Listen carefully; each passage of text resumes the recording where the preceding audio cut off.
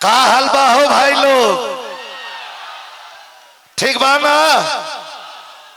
तो सबसे पहले भोजपुरी का नैहर कहल जाला छपरा के। आई छपरा संदेश देला पूरा दुनिया में। कई दिन से कई जगह ड्यूटी बा हमरो, रातों दिन चल रहा बानी, लेकिन अपना भाई खातिर से अली हाँ कि जो नाच नाच के पहले अपन शोभा बढ़ा ले बड़न, उहो नचनिया कहे के तैयार बड़ा सा। तोनिया वाला नचनिहन के जवाब दियाई कि ना दियाई तनी बताई। दियाई ना तो दियाई तो एगो बात के याद रखे के हुई, खेसारी लाल को नजदीक से जरूर आपके घर के बच्चे हैं, लेकिन इनको नजदीक से मैंने पढ़ा है और देखा है। बॉम्बे में 3 साल, बड़ा उदार दिल है इनका और सौभाग्य है छपरा विधानसभा कई सौभाग्य है कि एक ऐसा प्रतिनिधि विधायक के रूप में आपको मिलने जा रहे हैं कि जनता के सुख और दुख के लिए अगर कोई कह दिया तो यह शख्स कभी कदम पीछे नहीं हटाते हैं। इसलिए मैं निवेदन करना चाहूंगा आपसे कि एक एक मत, एक एक वोट, एक एक मत, एक एक वोट लालटेन छाप पर 2 नंबर पर बटन दबी ना यार, इसे नहीं बुझाते। एक लाइन गाइयो दे का गा दे, एक लाइन गाय। अरे हम तो गावत गावत थक गए बने भाई। रोज रोज प्रोग्राम, रोज रोज 30 दिन में 30 दिन। हम ऐसा गवैया है कि लोग आराम करेला, हम 30 दिन में 30 दिन गावत रहिला। ए भाई तेन बजा दे लोगो।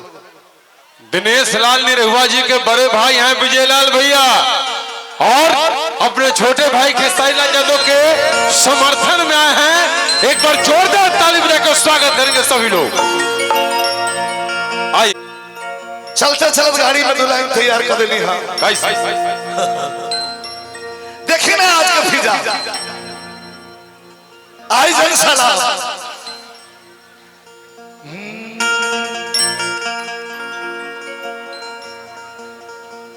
अरे साइकिल चला के भाई अखिलेश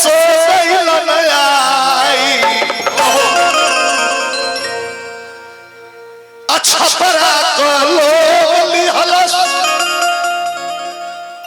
अरे बनावा बनाई।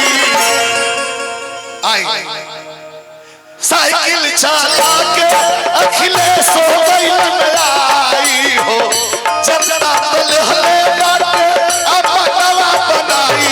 लाल तेरिया अब की बारी पटना में जाई। लाल तेरिया अब की पटना में जाए। लाल तेरिया अब की बारी पटना में जाई। भैया अखिलेश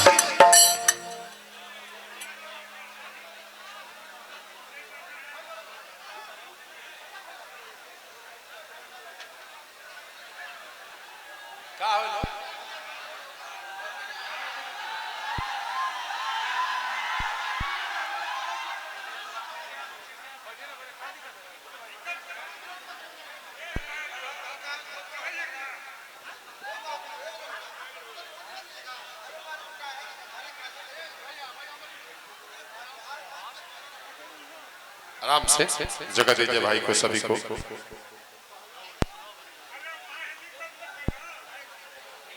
आराम से सर जी, सब लोग।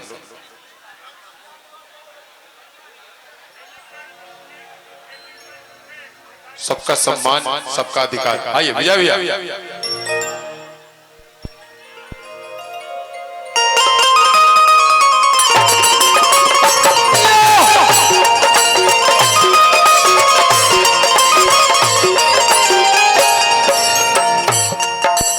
अरे सुन भैया बहनी बाबू काकी बाबू माई।